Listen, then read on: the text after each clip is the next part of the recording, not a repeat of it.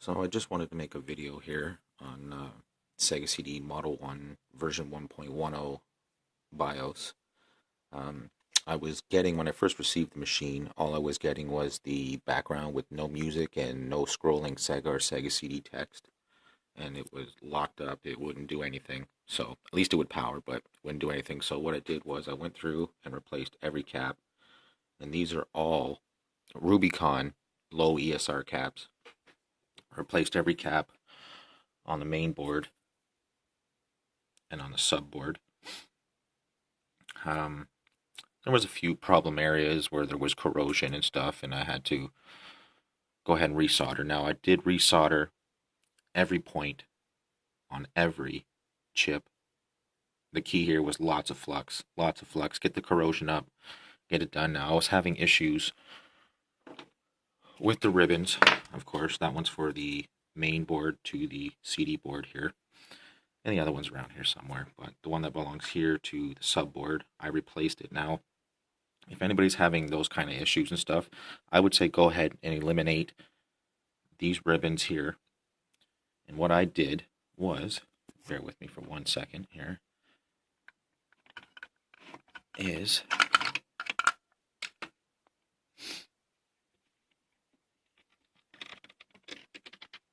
I went ahead and used old IDE ribbons to connect the boards together. And that eliminates all connection issues. You know it's getting a good connection when that happens. I still need to replace the battery, and I still need to replace that cap, which I do have. But it works. All this is, I'm taking all this is probably just a filter cap between something here and maybe one of these chips here. I'm not exactly sure, but she works fine. The disk drive had a major issue.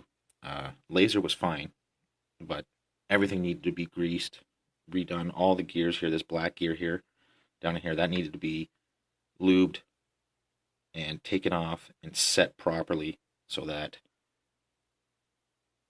when the drive goes in, it would actually go in and stay in. Now I still need to replace the belt that goes here, but I'll get to that.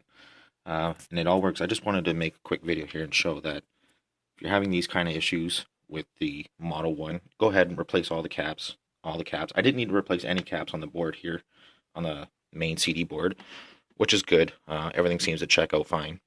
No issues running pressed games or burned games. Everything works fine.